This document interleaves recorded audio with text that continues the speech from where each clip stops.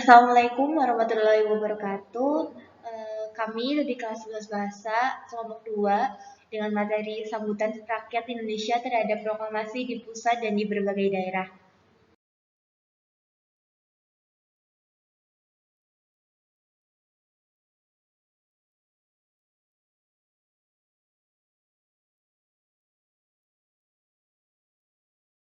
Satu Juliana Revin absen 22, 2 Nabila Asawa absen 25, 3 Naisya Ramadhani absen 26, 4 Rizky Amelia Sondah absen 29, 5 Rohim Isa Pangestu absen 30, 6 Sri Fadriati absen 32, 7 Syafiq Riri absen 33, dan terakhir Wanda Ramadhani absen 34.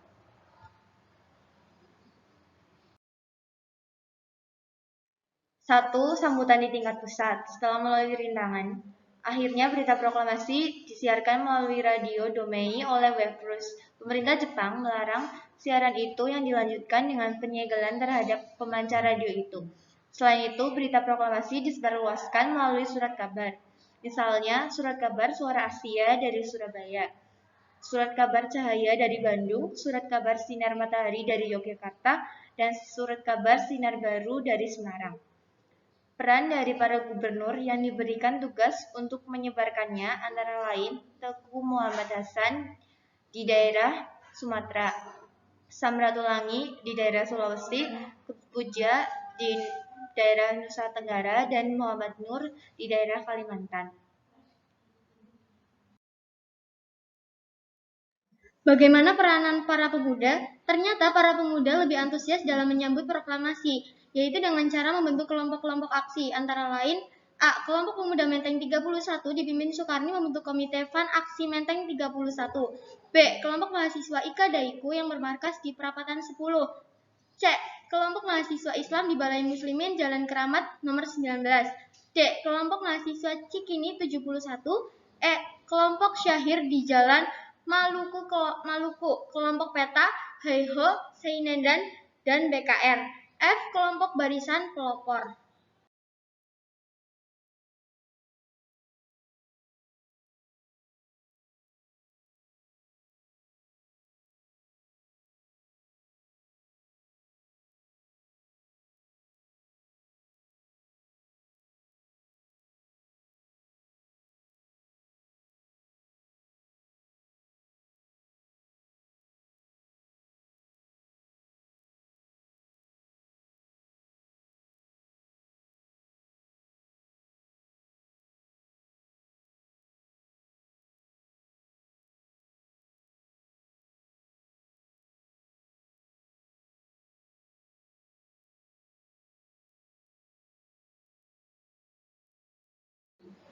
Para pemuda ini kemudian melancarkan aksinya dengan cara melucuti senjata Jepang dan mengambil alih tempat-tempat yang penting seperti kereta api, gedung radio Jakarta, sampai akhirnya tanggal 11 September semua jawatan radio berhasil dikuasai oleh mereka yang di atas nama RI. Oleh karena itu, tanggal 11 September dijadikan sebagai hari lahir RRI. Setelah berhasil menguasai seluruh radio, maka para pemuda berusaha untuk mengeluarkan semangat perjuangan dengan cara mengadakan rapat raksasa di lapangan Ikada. Sekarang dinamakan Monas. Tanggal 19 September 1945 untuk mendengarkan pidato Bung Karno. 2. Sambutan rakyat di tingkat daerah. A. Di Semarang. Berita proklamasi diterima melalui radio Domei. Sementara itu, Syarif Sulaiman dan MS Mintarjo membawa ke gedung Jawa Hokakai yang sedang dilaksanakan sidang di bawah pimpinan Mr. Wongso Negoro. Dalam sidang tersebut dibacakan teks proklamasi, menyanyikan lagu Indonesia Raya yang menyerukan Hidup Bung Karno dan Hidup Bung Hatta, serta Hidup Bangsa Indonesia. Berita proklamasi di Radio Semarang pada tanggal 19 Agustus 1945. B. Di Brebes, Pekalongan, Tegal. Terjadi gerakan sosial yaitu penyerangan terhadap para pamong praja pegawai pemerintah yang dianggap pembawa kesengsaraan rakyat yang ditimbulkan oleh Jepang.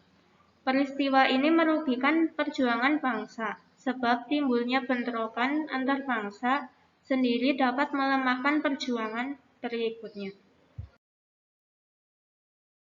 Saya di Surabaya, insiden bendera 19 September 1945 terjadi di Hotel Yamato yang berpangkal pada tindakan beberapa orang Belanda mengibarkan bendera merah putih biru.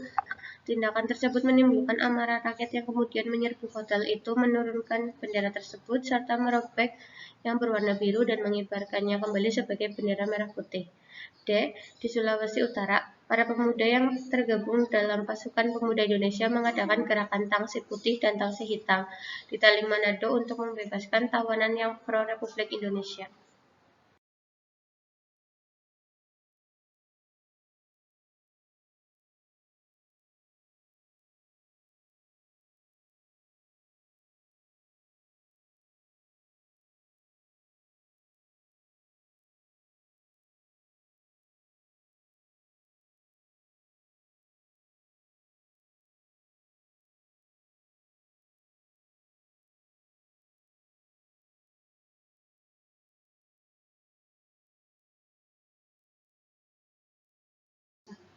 Di Medan, berita proklamasi dibawa oleh Teuku Hasan. Mendengar berita itu, Ahmad Thohir membentuk Barisan Pemuda Indonesia yang kemudian mengambil alih kekuasaan kantor-kantor yang dikuasai oleh Jepang.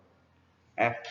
Di Kutaraja, Banda Aceh, para pemuda dan tokoh masyarakat membentuk Angkatan Pemuda Indonesia dan mereka mengibarkan bendera merah putih serta mengambil alih kekuasaan kantor-kantor yang dulu dikuasai Jepang. Di Singaraja atau Bali, para pemuda membentuk AMI Angkatan Muda Indonesia dan PRI atau Pemuda Republik Indonesia di Yogyakarta. Berita proklamasi yang diterima di Yogyakarta pada tanggal 17 Agustus segera disebarluaskan melalui masjid-masjid, terutama Masjid Besar Kauman dan Pakualaman. Sedangkan di Ki Hajar Dewantara memimpin murid-muridnya dengan bersepeda mengadakan pawai keliling untuk menyambut proklamasi kemerdekaan Indonesia. Demikian juga dengan Sri Sultan Hamengkubuwono yang ke-9 dan Sri Paku Alam yang ke-7 segera memberikan ucapan selamat kepada Soekarno-Hatta selaku Presiden dan Wakil Presiden.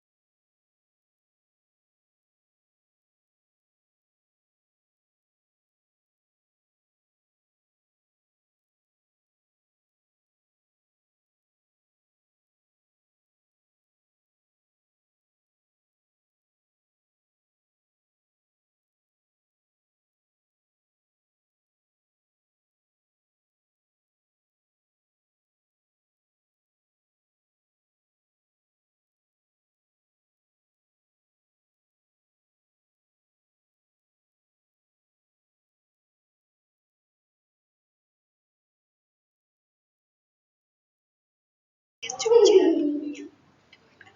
dan mengibarkan bendera putih di mana-mana. Pada tanggal 21 Agustus 1945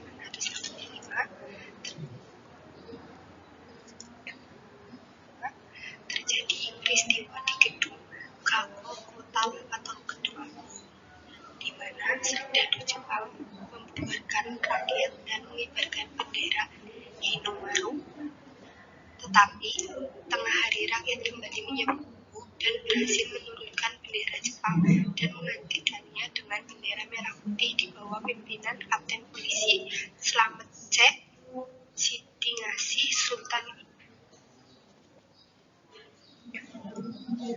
S. dan Supardi.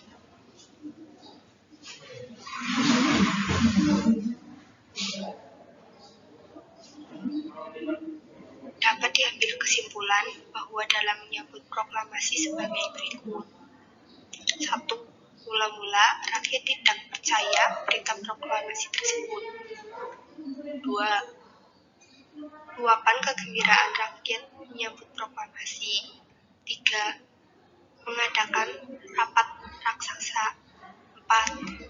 Para pemuda membentuk Angkatan Muda Indonesia. 5. Upaya pengambil alihan kekuasaan dari Jepang. 6. Upaya merebut gedung kantor pemerintahan. 7. Tekad mempertahankan kemerdekaan